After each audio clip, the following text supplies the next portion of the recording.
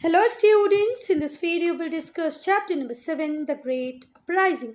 बेटा इस वीडियो में हम लोग ग्रेट अपराइजिंग को डिस्कस करेंगे और ये ग्रेट अपराइजिंग कब हुई 1857 में।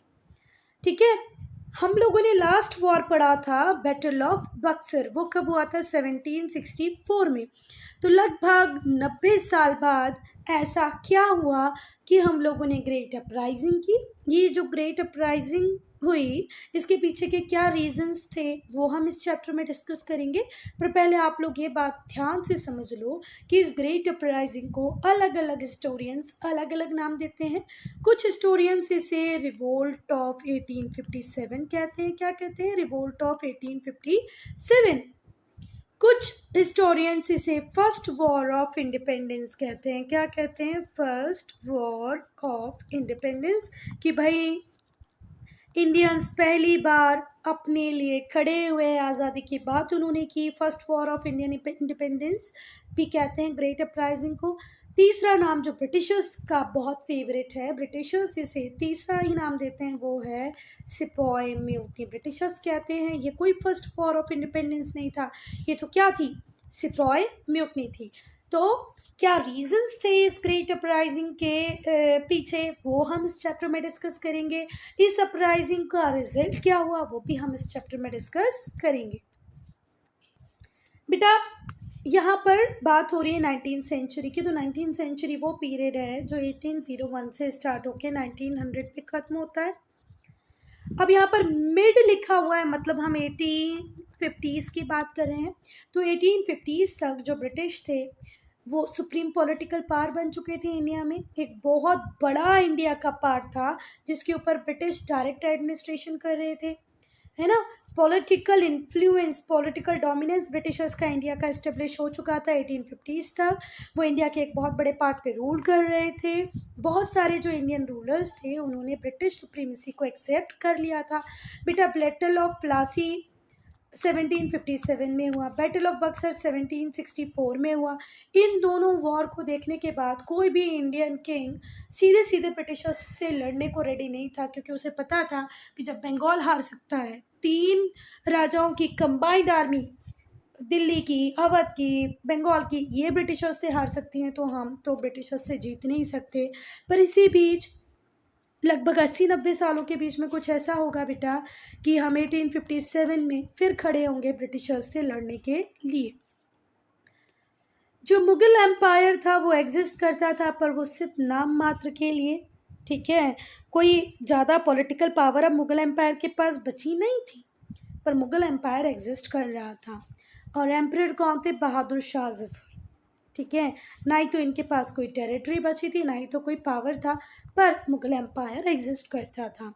ठीक है, हम लोगों ने लेसन 5 में इसको पढ़ा है। किसको पढ़ा है? बैटल ऑफ प्लासी को पढ़ा है, जहाँ पर ब्रिटिशर्स को मेजर विक्ट्री मिली थी अगेंस्ट इंडिया, है ना। हम ऑलरेडी बैटल ऑफ प्लासी को पढ़ चुके हैं, बैटल ऑफ बक्सर को हम पढ़ चुके हैं। और उसके बाद धीरे धीरे करके ब्रिटिश ने पूरे इंडिया को कनकर किया, जीत लिया। लगभग 100 ईयर्स तक जो ब्रिटिश का प्रेजेंस था इंडिया में वो इस तरीके का था कि कोई भी इंडियंस ब्रिटिशर्स से हैप्पी नहीं था। भले ही वो फार्मर हो, भले ही वो लार्ज लैंड ओनर ज़मींदार हो, भले किंग हो, क्वीन हो, एक वीवर हो, एक मर्चेंट हो, हर व्यक्ति ब्रिटिश गवर्नेंस से दुखी ही था। Nearly 100 years of British presence in India had made all section of Indian society very unhappy। ये जो ब्रिटिशर्स की प्रेजेंस थी, ब्रिटिश गवर्नेंस का जो स्टाइल था, उसने लगभग बहुत सारे इंडियंस को अनहैप्पी कर दिया था। Ruler resisted the annexation of their territories. Rulers मना करते रहे कि भाई हमारे टेरिटरी को एनेक्स मत करो। नॉवल मैन बहुत गुस्सा थे by the loss of their zamindaris. जितने भी जमींदार थे, तौलकदार थे, उनकी ज़मींदारी छिन गई थी। नॉवल मैन की ज़मींदारी छीन रहे थे ब्रिटिशर्स।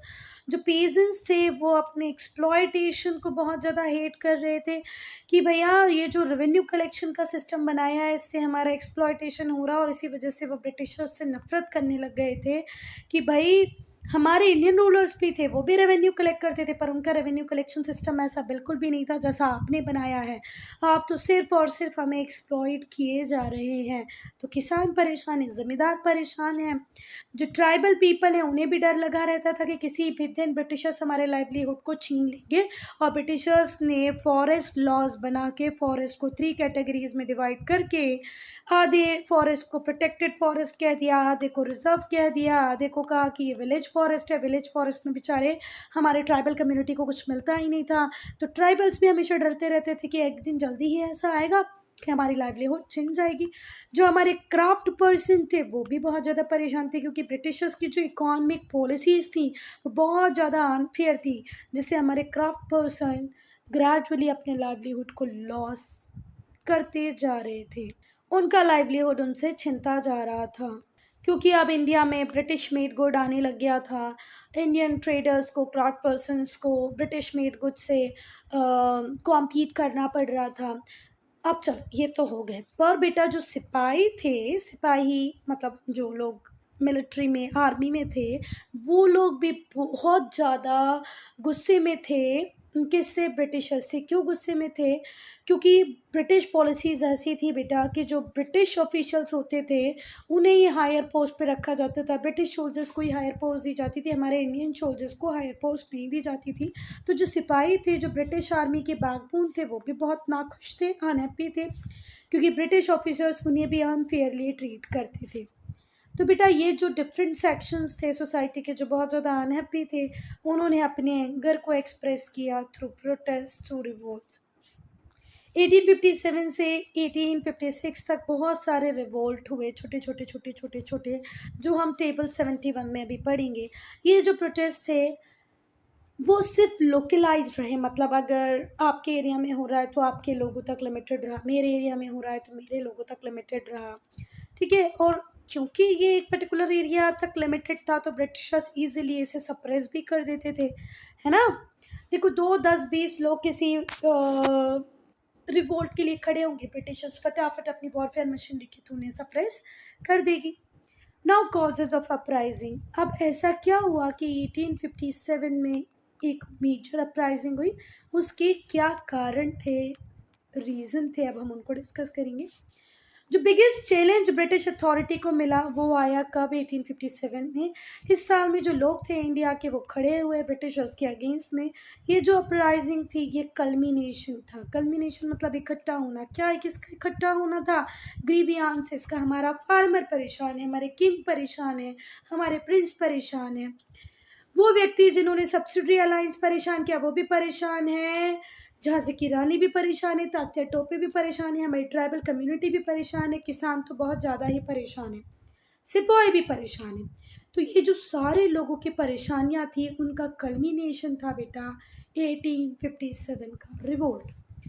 जो लोग थे वो अब खड़े हुए थे against the tyrannical British rule. हम इंडियंस उठ खड़े हुए अत्याचारी ब्रिटिश रूल के खिलाफ। टिरानिकल का मतलब क्या होता है बच्चा? अत्याचारी। ये जो ब्रिटिश अत्याचारी रूल था इसके खिलाफ हमारे लोग खड़े हुए।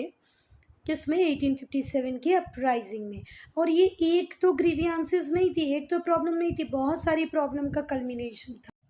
बेटा अब हम वन बाय वन वो रीजंस डिस्कस करेंगे जो रेस्पॉन्सिबल थे 1857 के रिवोल्ट के लिए या ग्रेट अपराइजिंग के लिए। तो जो पहला रीज़न होगा वो या जो पहला कारण होगा वो होगा इकोनॉमिक कॉजेज़ को हम डिस्कस करेंगे कि कैसी इकोनॉमिक, कैसी आर्थिक पॉलिसीज़, आर्थिक नीतियाँ ब्रिटिशर्स ने बनाई। इकोनॉमिक का हिंदी मीनिंग होता है आर्थिक, ठीक है, related to money, related to finance. ऐसी कौन सी पॉलिसीज़ बनाई जिनके थ्रू हम मजबूर हो गए कि हमें अपराइजिंग करनी पड़ी। जो मेन कॉज था पॉपुलर डिसकंटेंट का। डिसकंटेंट का मतलब आता है असंतोष, ठीक है, डिससेटिस्फैक्शन की तरह आप देख सकते हो उसको। तो जो पहला रीज़न था डिसकंटेंट का, असंतोष का, वो यही था कि ये ब्रिटिशर्स हमारा इंडिया के लोगों का इकोनॉमिक एक्सप्लॉयटेशन करे थे। एक्सप्लॉयटेशन का मतलब होता है शोषण, ठीक है। और इस शोषण से, इस इकोनॉमिक एक्सप्लॉयटेशन से इंडियन सोसाइटी का हर पार्ट परेशान था। किसान जो हमारे पीजेंट्स थे वो सफ़र कर रहे थे, क्योंकि उनके ऊपर बहुत हाई रेवेन्यू इम्पोज किया जाता था। ठीक है, उनसे जो टैक्स कलेक्ट किया जाता था उसका अमाउंट बहुत ज़्यादा हाई होता था। और रेवेन्यू कलेक्शन की जो पॉलिसी होती थी बहुत स्ट्रिक्ट होती थी बेटा। अगर किसी के घर में प्रॉब्लम है, फ्लड है, ड्रॉट है, इन सबको कभी कंसीडर नहीं किया जाता था। बस ब्रिटिशर्स को तो रेवेन्यू चाहिए था, आप उसको दो, भले आपके खेतों में कुछ प्रोड्यूस हुआ है या नहीं हुआ है। British took away a large part of peasants जो भी प्रोड्यूस करते थे इसका एक बड़ा पार्ट ब्रिटिशर्स रख लेते थे। हमेशा क्या होता था, जो पीजेंट्स होते थे और जो उसकी फैमिली होती थी वो स्टार्व कर जाती थी, भूखमरी के कारण, भूख के कारण मर जाती थी, है ना। हमेशा उन्हें भूखा रहना पड़ता था। इवन व्हेन क्रॉप्स फेल, जब क्रॉप फेल हो जाए तब भी पीजेंट्स को कहा जाता था तुम्हें तो लैंड रेवेन्यू भरना पड़ेगा बेटा। आज हम इनकम टैक्स भरते हैं कब, जब हमें इनकम होती है। तो ऐसे ही फार्म पे आप टैक्स तब लगाओगे जब वो कुछ ना कुछ तो प्रोड्यूस करे। अगर वो कुछ प्रोड्यूस ही नहीं कर पा रहा है due to flood, due to crop failure और एनी अदर रीज़न, तो आपका कोई राइट नहीं मिलता कि आप उसके ऊपर टैक्सेस लगाओ। तो बेचारे जो किसान होते थे वो मनी लैंडर से मनी को बोरो करते थे for the purpose of giving revenue.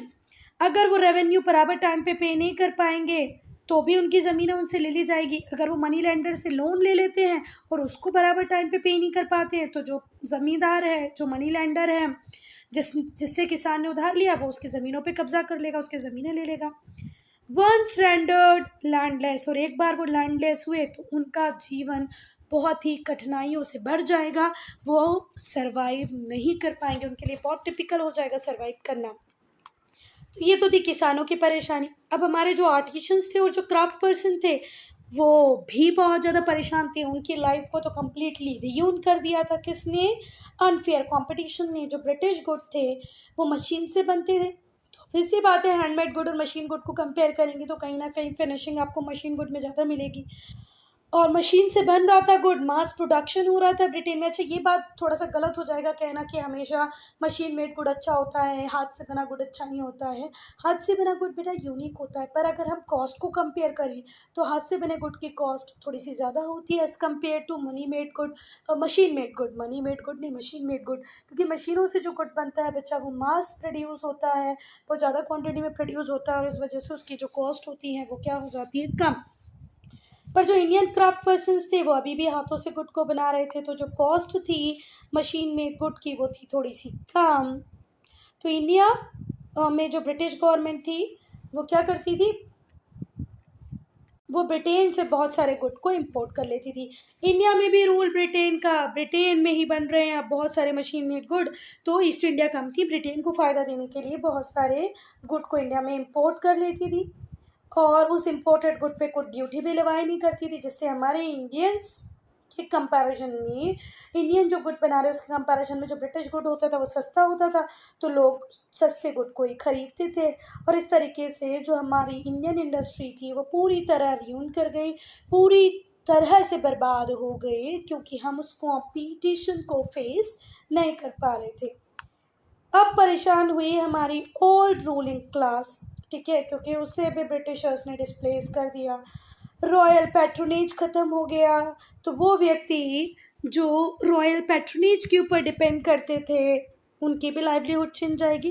People who earn a living by following religious और कल्चरल प्रोफेशन, जो लोग रिलीजियस प्रोफेशन, कल्चरल प्रोफेशन को अडॉप्ट कर किए हुए थे जैसे प्रीस्ट, पोएट्स, म्यूजिशियंस, इनकी भी जीविका छिन गई। ओल्ड रूलिंग क्लास ने अपने कोर्ट में, अपने घरों में बहुत सारे सिंगर्स को, डांसर्स को, पोएट को, म्यूजिशियंस को रख रखा था। अब ओल्ड रूलिंग क्लास ही नहीं रहेगी बेटा, तो इनका पैट्रोनेज भी ख़त्म हो जाएगा और एक बार इनका पैट्रोनेज ख़त्म हुआ तो इनकी लाइवलीहुड तो लगभग ख़त्म हो जाएगी। ये लोग कहाँ से कमाएंगे बेटा पैसा। तो बेटा अब हम लोग इकोनॉमिक कॉजेज़ को ख़त्म कर चुके हैं, अब हम पढ़ेंगे पॉलिटिकल कॉजेज़, राजनैतिक कारण। तो जो ब्रिटिश की पॉलिसी थी कि एक के बाद हर इंडियन टेरिटरी को एनेक्स करते जाओ, इससे जो हमारी रूलिंग क्लास थी वो भी डिस्प्लेस हो रही थी। अब उनका जो स्टेटस था as a king, as a nawab, वो ख़त्म होता जा रहा था। जो डायनेस्टी थी मुग़ल की वो तो अब लगभग ख़त्म ही हो चुकी थी। जो रूलर्स थे जिन्होंने सब्सिडरी अलायंस के टर्म्स को एक्सेप्ट किया था, उनकी इंडिपेंडेंस तो सब्सिडरी अलायंस के कॉन्ट्रैक्ट को साइन करते ही ख़त्म हो गई थी। जहाँ मैंने सब्सिडरी अलायंस को साइन किया वहाँ मेरी इंडिपेंडेंस ख़त्म। मुझे हर काम ब्रिटिशर्स से पूछ पूछ के करना पड़ता था। तो जो आर्मीज थी उसे भी डिसबैंड कर दिया था under the system of subsidiary alliance. तो हमारे भैया किंग्स के पास उनकी खुद की आर्मी भी नहीं होती थी, वो ब्रिटिश ट्रूप्स के ऊपर डिपेंड करते थे अपनी नीड्स के लिए। तो प्रॉब्लम बहुत बढ़ गई। अब हमारा इंडियन रूलर भी बहुत ज़्यादा परेशान हो गया, किससे? ब्रिटिशर्स से। फिर ब्रिटिशर्स ने एक और पॉलिसी लेके आए जिसका नाम था डॉक्ट्राइन ऑफ लैप्स, कि अगर आपका खुद का मेल हायर नहीं होगा तो आपके अडॉप्टेड सन को हम कंटिन्यू नहीं करने देंगे, उसे राजा नहीं बनने देंगे, आपका जो किंगडम है वो ब्रिटिशर्स को ट्रांसफ़र हो जाएगा। तो रानी लक्ष्मीबाई इसके बहुत अगेंस्ट में थी। तो जब अपराइजिंग बड़ी, मतलब जब अपराइजिंग शोल्जर्स से लोकल एरियाज में एंटर हुई, तो झांसी की रानी जो अपराइजिंग थी उसको झांसी में हैंडल कर रही थी। ठीक है, झांसी की साइड से झांसी की रानी लड़ी और इस अपराइजिंग का पार्ट बनी, क्योंकि वो अपने किंगडम को ब्रिटिशर्स को सौंपना नहीं चाहती थी। अब हम बात करेंगे अवध की। तो जो लॉर्ड डलहौजी थे उन्होंने अवध को भी एनेक्स कर लिया था 1856 में। झांसी को एनेक्स किया under the policy of doctrine of lapse, और अवध को एनेक्स किया under the policy of miss governance, miss rule. कहा कि जो अवध के नवाब हैं ये अवध को प्रॉपरली रूल नहीं कर पा रहे हैं, बहुत मिस गवर्नेंस हो रही है, तो अवध को भी एनेक्स कर लिया। लोगों ने बहुत नाराज़गी जताई इस बात पे कि भैया जो हमारे अवध के नवाब हैं वो तो आपके लिए हमेशा लॉयल रहे, आपकी सारी बातों को मानते थे, तब भी आप इनकी टेरिटरी को एनेक्स करती थी। तो जो अवध के लोग थे वो भी ब्रिटिशर्स के खिलाफ खड़े हो गए, क्योंकि वो नवाब को बहुत ज़्यादा पसंद करते थे। ये जो एनेक्सेशन किया ब्रिटिशर्स ने अवध का, इसको लोगों ने बिट्रेयल की तरह देखा, धोखे की तरह देखा, कि भाई हमारे नवाब के साथ तो धोखा कर रहे हैं ये लोग, है ना। जब हमारे नवाब सारी ब्रिटिशर्स की बात मान रहे हैं फिर क्यों इनके टेरिटरी को एनेक्स कर रहे हैं। इससे जो लोग थे उनके सेंटिमेंट्स बहुत ज़्यादा हर्ट हुए, डीपली हर्ट हुए लोग वहाँ के, क्योंकि एक तो वो नवाब को पसंद कर रहे थे और वो शुरू से सारी चीज़ों को माइनटली ऑब्जर्व कर रहे थे कि कैसे सब्सिडरी अलायंस, कैसे मिस रूल, मिस गवर्नेंस, और हमारे नवाब की सारी पावर छीनते जा रहे थे। और बेटा ये जो अवध था यहाँ से बहुत सारे सिपाही थे जो आर्मी में थे, मतलब अवध के बहुत सारे लोग सिपाही थे, मतलब ब्रिटिश आर्मी में थे, because most of them were from Awadh. जो बहुत सारे जो सिपाही थे वो अवध से थे, सराउंडिंग एरियाज से थे। तो वो तो इस बात को बिल्कुल भी एक्सेप्ट नहीं कर पा रहे थे कि उनके किंग से उनके किंगडम को छीन लिया गया है। तो बेटा ये तो थे पॉलिटिकल कॉजेज। हम सोशल कॉजेज पे जाएंगे, उसके पहले इस टेबल को हम लोग डिस्कस कर लेते हैं। ये तो एक काम करते हैं बेटा, इस टेबल को हम लोग सेपरेट एक अलग वीडियो में डिस्कस कर लेंगे। ठीक है, एक सेपरेट वीडियो मैं इस टेबल के लिए बना दूंगी, पॉपुलर अपराइजिंग के लिए बना दूंगी, 1857 के पहले की जो अपराइजिंग है उसके लिए। हम चलते हैं आगे किस पे, हमारे सोशल कॉजेस पे। अब हम पढ़ेंगे सामाजिक कारण, कि सोसाइटी में ऐसा क्या चेंज लेके आए ब्रिटिशर्स कि लोग रिवोल्ट के लिए खड़े हो गए। देखो, ब्रिटिशर्स ने लॉ पास किया, सती को बैन कर दिया। खैर सती प्रथा को बैन करना तो अच्छी बात थी, ब्रिटिशर्स ने ये डिसीजन तो सही लिया बेटा, इसमें कोई दो मत नहीं है, क्योंकि जिंदा औरत को जला देना बहुत ही ख़राब बात थी। हमें थोड़ा सा भी जल जाता है जब हम कई बार मैगी बना रहे होते हैं। खैर मैं तो पूरा खाना बनाती हूँ, तुम लोग बच्चे हो तो कभी मैगी बना रहे होते हो, या कभी किसी और रीज़न से जब थोड़ा सा भी हाथ बेटा आप लोगों का जल जाता हो तो बहुत दर्द होता होगा। तो पूरी की पूरी जिंदा औरत को जला देना, सोचो कितना ये न्यूमन था ना। तो ये तो अच्छा किया कि ब्रिटिशर्स ने सती को बैन कर दिया, और ब्रिटिशर्स ने बोला कि जो विडो हैं उनकी रीमैरिज लीगल है। अब अगर विधवा चाहे, जिसके हस्बैंड की डेथ हो चुकी है, उसे हम क्या कहते हैं, विधवा, तो वो रीमैरी कर सकती है। तो ये दोनों ही बातें हमारी सोसाइटी एक्सेप्ट नहीं कर पा रही थी। वीमेन को एनकरेज किया गया कि आप वेस्टर्न एजुकेशन में पार्ट लो, पढ़ाई करो। तो कुछ इंडियन सोसाइटी के जो लोग थे वो इसको ईजिली एक्सेप्ट नहीं कर पा रहे थे, है ना। वो सोच रहे थे कि ये जो मेजर्स ब्रिटिशर्स ले रहे हैं कि विधवाओं की शादी करवा दो, सती प्रथा बंद कर दो, औरतों को पढ़ाओ लिखाओ, ये ज़रूर हमारे समाज को बिगाड़ने की कोशिश कर रहे हैं। वो इसको पॉजिटिवली नहीं देख पा रहे थे, वो इस तरीके से देख रहे थे कि ये तो इंटरफेरेंस है हमारे सोशल कस्टम्स में, अब तो ये हमारे सोशल कस्टम्स को भी ख़त्म कर देंगे धीरे धीरे करके, इंटरफेयर करके। ठीक है, चलो। फिर जो सोशल डिस्क्रिमिनेशन लोग फेस करते थे, वो भी एक बहुत बड़ा रीज़न था, है ना? जो ब्रिटिशर्स सोचते थे कि रेशियली हम तो बहुत सुपीरियर हैं और ये जो इंडियंस हैं, ये तो स्लेव बनने के लिए ही पैदा हुए हैं, इनकी जो रेस है, ये तो बहुत इन्फीरियर है। ये बात भी हम लोगों को बहुत ज़्यादा परेशान करती थी। इंडियंस को कभी भी अलाउ नहीं करते थे कि वो फर्स्ट क्लास कंपार्टमेंट में, ट्रेन का जो फर्स्ट क्लास कंपार्टमेंट है, वो ब्रिटिशर्स के लिए ही रिज़र्व होता था। उसमें कोई इंडियन सफ़र नहीं कर सकता था, मतलब ट्रैवल नहीं कर सकता था। आप लोगों को गांधी जी की स्टोरी जिन लोगों ने पढ़ी होगी, उन्हें पता होगा कि गांधी जी को भी फर्स्ट क्लास कंपार्टमेंट से नीचे उतार दिया जाता है। क्यों उतार दिया जाता है? सिर्फ एक ही रीज़न, ब्रिटिशर्स बोलते हैं ये कंपार्टमेंट तो हम सुपीरियर लोगों के लिए, आप इन्फीरियर लोगों का इस कंपार्टमेंट में कोई रोल नहीं है। और बेटा कितनी बार तो ऐसा हुआ कि हमारा इंडियंस जो बहुत ज़्यादा एजुकेटेड था, जिसको नॉलेज भी बहुत था, उसे कहा गया कि तुम हाई पोस्ट के लिए नहीं बने हो, हाई पोस्ट के लिए तो हमारे ब्रिटिशर्स ही काफ़ी हैं। एजुकेटेड इंडियंस को डिनाई किया गया, उनका प्रमोशन नहीं किया गया, उन्हें अपॉर्चुनिटी नहीं दी गई हाई पोस्ट के लिए। जब टाइम आता तो जो इंडियंस थे, वो भी एजुकेटेड इंडियंस भी ब्रिटिशर्स के खिलाफ खड़े हो गए। क्यों? क्योंकि इन्हें भरोसा था भाई हम भी एजुकेटेड है, हम हाई पोस्ट के लिए एलिजिबल हैं, आप हमें हाई पोस्ट क्यों नहीं दे रहे हो? तो जब 1857 की अपराइजिंग हुई तो एजुकेटेड इंडियंस भी ब्रिटिशर्स के खिलाफ खड़े हो गए। नाउ रिलीजियस कॉजेस, रिलीजियस का मतलब होता है बेटा धर्म, ठीक हुई बात। तो बेटा इस अपराइजिंग का, इस रिवोल्ट का एक मेजर कारण ये भी था कि अब लोगों के दिमाग में डर आने लगा था। वो डर था कि भाई अब ये जो क्रिश्चियन मिशनरीज हैं, ये जो ईस्ट इंडिया कंपनी है, ये हम इंडियंस को काय में कन्वर्ट कर देगी? क्रिश्चियनिटी में, ये कन्वर्जन कर देगी हमारा। और हम हमारा धर्म नहीं परिवर्तन करना चाहते, हम हिंदू हैं, हम हिंदू ही रहना चाहते हैं, हम क्यों क्रिश्चियन बने?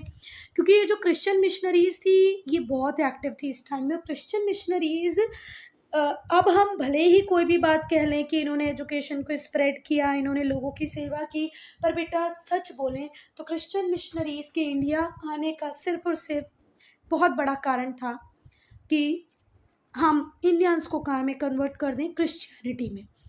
बहुत सारे जो नेटिव्स थे उन्हें तो कन्वर्ट कर भी दिया क्रिश्चियनिटी में।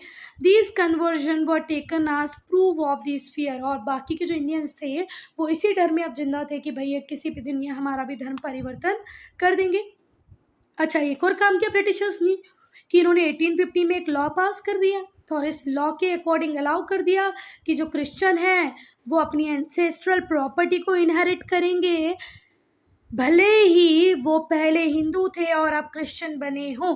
एक लॉ पास किया जिसने क्रिश्चियन कन्वर्ट को ये अलाउ कर दिया, वो हिंदू जो बाद में क्रिश्चियन बने उन्हें अलाउ किया कि आप अपनी एंसेस्ट्रल प्रॉपर्टी में हिस्सा लो। क्रिश्चियन बन गए तो क्या हुआ? आपकी प्रॉपर्टी में राइट है। This land further credence of this mass fear.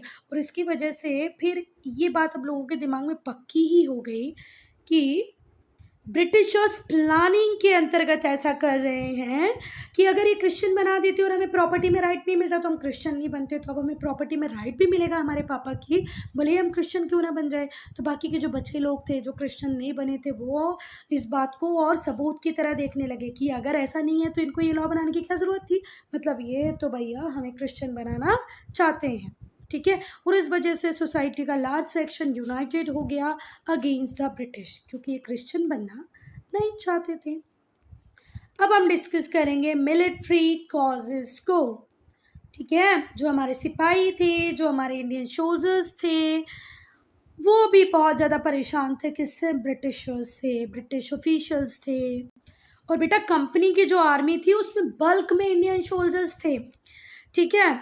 अच्छा, वो इंडियन थे, ब्रिटिश आर्मी में सोल्जर भी थे, पर कहीं ना कहीं सोसाइटी का पार्ट भी तो थे ना। तो जैसे 4 भाई हैं सपोज करो, उसमें से एक आर्मी में चला गया, ब्रिटिशर्स की साइड से लड़ रहा है, उसके 3 भाई पीजेंट है, मतलब फार्मर है, किसान है, वो ब्रिटिश पॉलिसी से बहुत परेशान है। तो क्या ये सोल्जर जो ब्रिटिशर्स को सर्व कर रहा है बाय हार्ट ब्रिटिशर्स को सर्व करेगा? क्योंकि उसके तीनों भाइयों की परेशानी का कारण अकेले कौन है? ब्रिटिशर्स हैं। तो सोसाइटी जब सफ़र कर रही थी तो ये लोग भी सफ़र कर रहे थे, किससे? ऑपरेसिव ब्रिटिश रूल से। जो एनेक्सेशन हुआ अवध का, उससे तो ये बहुत ज़्यादा गुस्सा हो गए। जो सिपाही थे उन्हें भी अपने धर्म का डर लगा रहता था, उनकी दूसरी भी प्रॉब्लम्स थी, अब उनकी प्रॉब्लम को डिस्कस करेंगे। उन्हें भी डर लगा रहता था, ऐसा नहीं हो किसी ने हमें क्रिश्चियन बना दी। जो सिपाही थे उनकी दूसरी जो प्रॉब्लम थी, उनमें पहली प्रॉब्लम है कि ब्रिटिश सोल्जर्स को ज़्यादा पे किया जाता था, इंडियन सोल्जर्स को कम पे किया जाता था। ब्रिटिश सोल्जर्स को बहुत ही बढ़िया ट्रीटमेंट मिलता था और हमें अनफेयर ट्रीटमेंट मिलता था। जो ब्रिटिशर्स थे, एक ब्रिटिशर ने लिखा है, the sipahi is regarded as an inferior creature, और उसे बहुत रफ ट्रीटमेंट दिया जाता था और उसे इंफीरियर क्रिएचर की तरह ट्रीट किया जाता था। जितने भी हाई पोस्ट थी ना आर्मी में, वो सब रिजर्व थी किसके लिए? ब्रिटिशर्स के लिए। तो हमारे इंडियन सोल्जर्स के प्रमोशन का स्कोप बहुत लिमिटेड था। कोई भी इंडियन सूबेदार की पोस्ट से आगे नहीं जा पाता था। नो इंडियन को ड्राइज हायर देना सूबेदार पोजीशन, फाइनल पोजीशन, भले ही वो कितना भी एबल क्यों ना हो, वो सिर्फ सूबेदार की पोजीशन तक जा सकता था। जो सिपाही थे उन्हें बिल्कुल भी अलाउ नहीं किया जा सकता था कि कोई भी कास्ट मार्क पहन ले। जैसे कुछ मम्मियाँ होती हैं ना जो काला धागा अपने बच्चों को पहना देती है। कोई मुस्लिम सिपाही होगा तो वो दाढ़ी रखेगा, कोई हिंदू होगा तो वो शर्ट टीका वीका लगा लेता होगा। तो ब्रिटिशर्स कहते थे कि नहीं भैया, आप हमारी आर्मी में हो, आप कोई रिलीजियस मार्क नहीं पहनोगे। बेटा देखो, 1856 में एक एक्ट पास किया, किसने? इंपीरियल पार्लियामेंट ने। ब्रिटिश पार्लियामेंट से एक एक्ट पास हुआ जिसका नाम था general service enlistment act. General service enlistment act का पास हुआ 1856 में, और इस एक्ट के थ्रू ये कहा गया सोल्जर्स को कि आपको ओवरसीज भी जाना पड़ेगा हमारी साइड से लड़ने के लिए, और ये कंपलसरी है। तो ये जो एक्ट था ये पास हुआ, जिसकी वजह से जितने भी न्यू रिक्रूट्स थे उन्हें ओवरसीज़ भी जाना पड़ता था। और बेटा हमारे इंडिया में उस टाइम में ये सोच थी कि अगर कोई व्यक्ति ओशन क्रॉस करेगा तो उसका जो धर्म है वो परिवर्तित हो जाएगा, ठीक है। तो पर ब्रिटिशर्स ने बोल दिया 1856 में एक एक्ट पास करके जिसका नाम था जनरल सर्विस एनलिस्टमेंट एक्ट, कि आप लोगों को बाहर भी जाके हमारी साइड से लड़ना पड़ेगा, क्योंकि ब्रिटिशर्स तो हर जगह लड़ते रहते थे, उन्हें इंडियन सोल्जर से अच्छा कोई मिलता नहीं था, तो वो हमसे कहते कि जाओ और हमारे लिए लड़ो। जो हिंदू सिपाही थे वो इस बात से बहुत ज़्यादा नाराज़ थे, गुस्सा थे, क्योंकि उनके अकॉर्डिंग पॉपुलर बिलीव था कि अगर हम सी को क्रॉस करेंगे तो हमारी कास्ट हमसे छीन जाएगी, लॉस ऑफ कास्ट हो जाएगा, तो वो जाना नहीं चाहते थे। पर इस एक्ट के थ्रू वो कंपलसरी कर दिया गया। और तो और ब्रिटिशर्स ने एक काम और बहुत बढ़िया कर दिया जो इस पॉपुलर अपराइजिंग का रीज़न बना। देखो पहले जब हमारे इंडियन सोल्जर्स फॉरेन जाते थे, मतलब दूसरी टेरिटरीज में जाते थे लड़ने के लिए, तो उन्हें भत्ता मिलता था, फॉरेन सर्विस अलाउंसेस मिलता था अगर उन्हें आउटसाइड भेजा जाता था। पर बाद में ब्रिटिशर्स ने उसे भी डिसकंटिन्यू कर दिया, बंद कर दिया।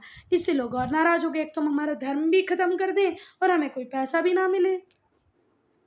बेटा क्विक क्विज के लिए एक सेपरेट वीडियो होगा, ठीक है, और वो शॉर्ट्स होगा, तो आप लोग देखना है ना। इमीडिएट कॉज बोले तो तात्कालिक कारण, मतलब ऐसा क्या हुआ जिसके बाद हमें लगा कि बस अब हम सहन नहीं कर पाएंगे, अब तो हम कुछ बड़ा कर ही देंगे।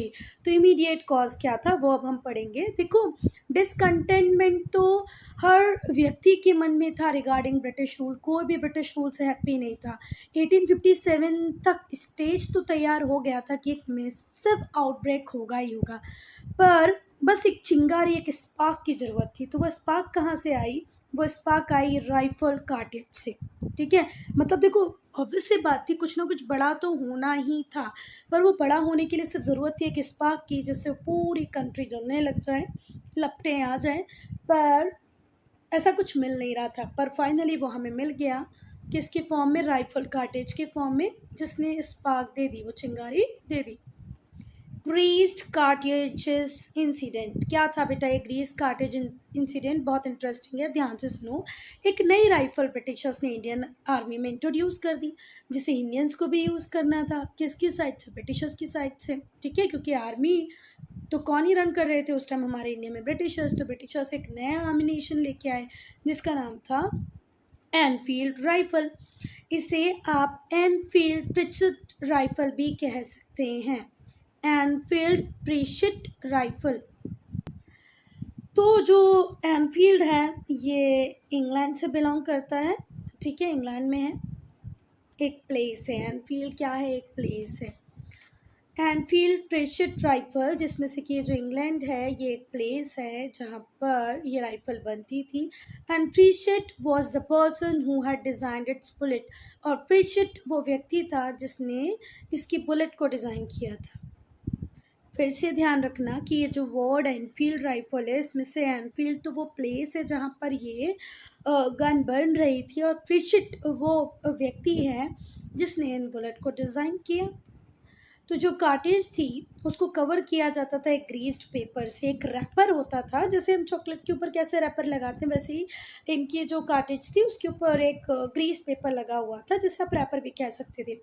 और जब सिपाहियों को इसको यूज़ करना होता था तो बाइट ऑफ दांत से उसको निकालना पड़ता था, मतलब मुंह से छीलना पड़ता था, बाइट ऑफ करना पड़ता था इस ग्रीस्ड रैपर को बिफोर लोडिंग द कार्टेजेस। अगर आपको कार्टेज को लोड करना है तो इसके पहले आपको दांतों से उसको खींच के निकालना पड़ता था। Which consisted of gun powder and an iron ball, जिसके अंदर क्या होता था, एक गन पाउडर होता था और आयरन बॉल होती थी जिसको आपको राइफल में डालना है ना। आपको अगर कार्टेज को लोड करना है राइफल के अंदर तो आपको पहले उसको बाइट ऑफ करना पड़ता था। ऐसी न्यूज़ स्प्रेड हो गई कि भाई ये जो ग्रीस कार्टेज है जिसको हमें बाइट करना पड़ रहा है, मुंह से छीलना पड़ रहा है, ये फैट से बनी। किसके फैट से? काउज और पिग्स, मतलब पोर्क और बीफ से इसकी कार्टेजिंग हुई है, मतलब कार्टेज की ग्रीसिंग हुई है, वो जो पेपर लगा है उसकी। जैसे ये रही बुलेट, और इस बुलेट के ऊपर ये पेपर लगा हुआ है जिसको आपको मुंह से बाइट करना है। ऐसा कहा गया कि ये इसको जब बाइट करना होगा आपको तो ये बना हुआ है काऊ फैट से, पिग फैट से। काऊ फैट को बोलते हैं बीफ और पिग फैट को बोलते हैं बेटा पोर्क, ठीक है।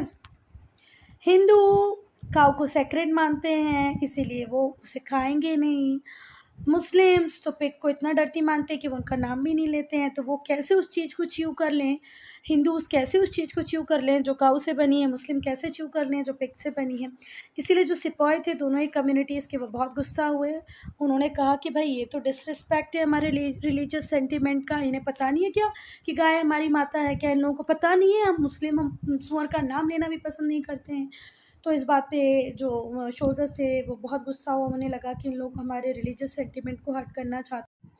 ये कार्टेज इंट्रोड्यूस होने के बाद बच्चा हिंदू और मुस्लिम दोनों ही सोल्जर्स को लगने लगा कि ये जो ब्रिटिशर्स हैं ये डेलिबरेटली जानबूझकर हमारे रिलीजियस बिलीव को डिफाइल करना चाहते हैं। हिंदूज़ और मुस्लिम दोनों इस बात से बहुत नाराज़ हुए और उन्हें लगा कि ये इंटेंशनली कर रहे हैं ये लोग। अब बिगनिंग कैसे हुई सरप्राइजिंग की वो देखेंगे। वो पहला सोल्जर जिसने प्रोटेस्ट किया कि वो इस न्यू कार्टेज को यूज़ नहीं करेगा वो था मंगल पांडे, ठीक है। इनके ऊपर आमिर खान की एक मूवी भी बनी है। ये सिपाही था 5th कंपनी में of the 34th native infantry regiment. 34th native infantry regiment, याद रखना है, 1 मार्क क्वेश्चन में पूछा जा सकता है कि मंगल पांडे किस रेजिमेंट को बिलोंग करते थे, तो वो बिलोंग करते थे 34th native infantry regiment 5th company से, ठीक है, जो कि बैराकपुर में लोकेटेड थी। बैराकपुर कहाँ पर है? बंगाल में। 29 मार्च 1857 को इसने अपने ही ब्रिटिश कमांडर पे गोली चला दी और दूसरे सिपाहियों से कहा कि मुझे ज्वाइन करो, हम ब्रिटिश रूल को ख़त्म कर देते हैं, हम कंपनी रूल को क्या कर देते हैं? ख़त्म कर देते हैं। He was how ever soon arrested, जल्दी उसे अरेस्ट कर लिया गया और उसे फांसी पे चढ़ा दिया गया 8 अप्रैल 1857 को। तो वो पहला व्यक्ति है जिसने ओपनली मना कर दिया कि मैं इस कार्टेज को यूज़ नहीं करूँगा। जब उसे फोर्स किया गया तो उसने उस ब्रिटिश ऑफिसर को ही गोली मार दी जो उसे फोर्स कर रहा था, ठीक हुई बात। अब क्या हुआ, जल्दी ही उसे गिरफ्तार कर लिया गया, उसे फांसी पे चढ़ा दिया गया। कब? 8 अप्रैल 1857 को। जैसे ही मंगल पांडे की फांसी की खबर इधर उधर पहुंचती है तो हर जगह हड़कंप मच जाता है। The hanging of Mangal Pandey cause great unrest. Mangal Pandey को जैसे ही हैंग किया ग्रेट अनरेस्ट आ गया आर्मी कैंप्स में अक्रॉस इंडिया, पूरे इंडिया में। जैसे ही ये खबर फैलती गई लोग बहुत गुस्सा हुए ब्रिटिश गवर्नमेंट से। 24 अप्रैल को जो 85 सिपाही थे 3rd बंगाल लाइट कैवलरी के, 24 अप्रैल को 85 सिपाही कहाँ से बिलोंग करते थे? ये 3rd बंगाल लाइट कैवलरी से बिलोंग करते थे, जो कि मेरठ में स्टेशन थे। उन्होंने भी रिफ्यूज़ कर दिया कि भाई अब हम भी इस कार्टेज को यूज़ नहीं करेंगे। 9 मई को ये जो सिपाही थे इन्हें ब्रिटिश ऑफिशियल्स ने पब्लिकली ह्यूमिलिएट किया और डिसमिस कर दिया सर्विसेज से, इन्हें जेल में डाल दिया। इससे तो भयंकर रूप से लोगों में गुस्सा आ गया। This sparked of the mutiny, और यहीं से म्यूटनी की शुरुआत हो जाती है। कहाँ से? मेरठ से। अब बेटा 10 मई को तो जो सिपाही थे दूसरी जगहों के, उन्होंने बैनर के रिवोल्ट को उठा लिया, है ना, कि भई अब तो हमें रिवोल्ट करना है। उन्होंने ब्रिटिश ऑफिसर्स को किल किया, जिन सिपाहियों को जेल में बंद कर दिया था उन्हें बाहर निकाला, आर्म्स अम्यूनिशन जितने थे उनको अपने कंट्रोल में कर लिया और आग लगा दी ब्रिटिश प्रॉपर्टीज़ में। यहीं से बिगनिंग होती है आर्म्ड रेजिस्टेंस की, since the establishment of company raj. Company raj के एस्टेब्लिश होने के बाद से बेटा ये पहला इतना बड़ा आर्म्ड रेजिस्टेंस था जो हमारे सोल्जर्स ने किया। जो सिपाही थे वो दिल्ली की तरफ चल पड़े, पूरी रात ये ट्रैवल करते रहे। ये दिल्ली नेक्स्ट मॉर्निंग पहुंच गए। यहाँ पर सिपाहियों ने को ज्वाइन किया दूसरे सिपाहियों ने। जो दूसरी रेजिमेंट थी उन्हें जैसे जैसे खबर लगती जा रही थी वो इन्हें ज्वाइन करते जा रहे थे। जो दिल्ली का रेजिमेंट था उन्होंने भी इन सिपाहियों को ज्वाइन कर लिया। जो सिपाही थे उन्होंने दिल्ली पे कंट्रोल किया। उन्होंने बहादुर शाह ज़फ़र को एम्परर ऑफ इंडिया घोषित कर दिया और कहा कि ये जो हम फर्स्ट वॉर ऑफ इंडिपेंडेंस कर रहे हैं या जो रिवोल्ट कर रहे हैं उसमें हमारे लीडर होंगे कौन? बहादुर शाह ज़फ़र। अब बेटा स्प्रेड क्या कैसे होगा इस अपराइजिंग का वो हम पढ़ेंगे पार्ट 2 में। Students, I am ending this video here only. If you have any doubt, any problem, to write in comment section.